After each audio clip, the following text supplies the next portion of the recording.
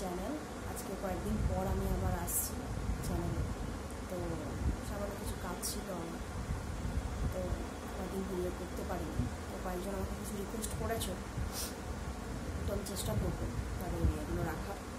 তো এটা বলার জন্য মেনলি এলাম যে একটা এমবার্গো ফিনান্সিয়াল ডিপার্টমেন্ট থেকে যেটা বার হয়েছে 30শে জুন, তো সেটা নিয়ে তো অনেকেই একটা, আমি শুধু নয় বাকি সবাই অনেকেই আছে যেটা যে 31শে ডিসেম্বর অবধি কোনো নতুন কোনো রিক্রুটমেন্ট ফিনান্সিয়াল ডিপার্টমেন্টের কোনো রকম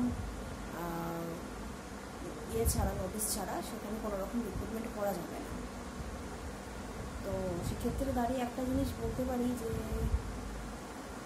এখন সামনে যেটা আছে আমাদের বিসিএসটা আছে, WBCS আছে 2021 যেটা এক্সামটা 22শে আগস্ট হবে পিএসসি নোটিফিকেশন অনুযায়ী, এবং মেন্স হবে 27 তারিখ থেকে।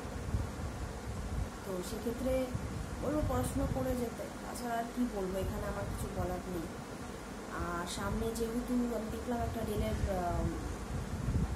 7th ফেজ যেটা CBT 1, যেটা কোভিডের জন্য আটকে গেছিলো লাস্ট ফেজটা, সেটা আরও মোটামুটি একটা শিডিউল হয়েছে যে হয়তো এই মাসে তাদের হয়তো এক্সাম হয়ে যাবে।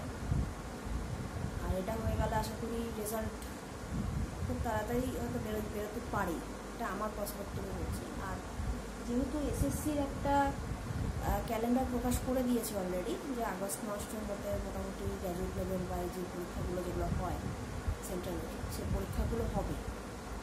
তো আগস্ট মাসে আশা করছি রেলের গ্রুপ ডিটা হবে না, হলে মোটামুটি সেপ্টেম্বর। আর যদি সেপ্টেম্বর এক্সাম হয় আর যদি পরিস্থিতি আবারও নর্মালের দিকে থাকে এবং থার্ড ওয়েভ যদি না আসে, তো তাহলে আমার মনে হয় রেলের গ্রুপ ডি সেপ্টেম্বরে থেকে শুরু হওয়ার একটা সম্ভাবনা আছে। এটা আমার নিজের ব্যক্তিগত মতামত, কেউ কিছু বলেনি আমাকে, এটা আমার মনে হয়েছে। আর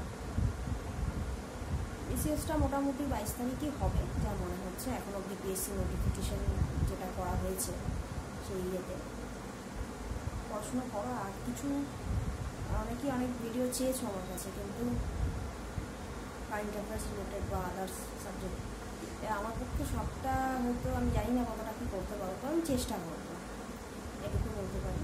তো আমার চ্যানেলের থ্রু দিয়ে কিছু যদি হেল্প হয় তো দেখো। আর কি মানে আমার এখানে কিছু বলার একটা, আমি নিজেও কিছু হারিয়ে ফেলেছি। যাই হোক, তো হোপলেস হলে তো হবে না, আমাদেরকে আমি মধ্যে একটু আশার আলো করে পরীক্ষাটা দিতে হবে। আর দেখা যাক, এখন সামনে 22 তারিখ এক্সাম আছে, সবাই ভালো করে প্রিপারেশান করো। আর কারেন্ট অ্যাফেয়ার্স রিলেটেড যে ভিডিওগুলো আমি চেষ্টা করবো তাড়াতাড়ি কিছু আপলোড করার। তো চলো আবার পরে নেক্সট যে কারেন্ট অ্যাফেয়ার্সের সেগমেন্ট হবে সেখানে দেখা হবে তোমাদের সাথে। তো ঠিক আছে, ভালো থেকো সবাই, সুস্থ থেকো।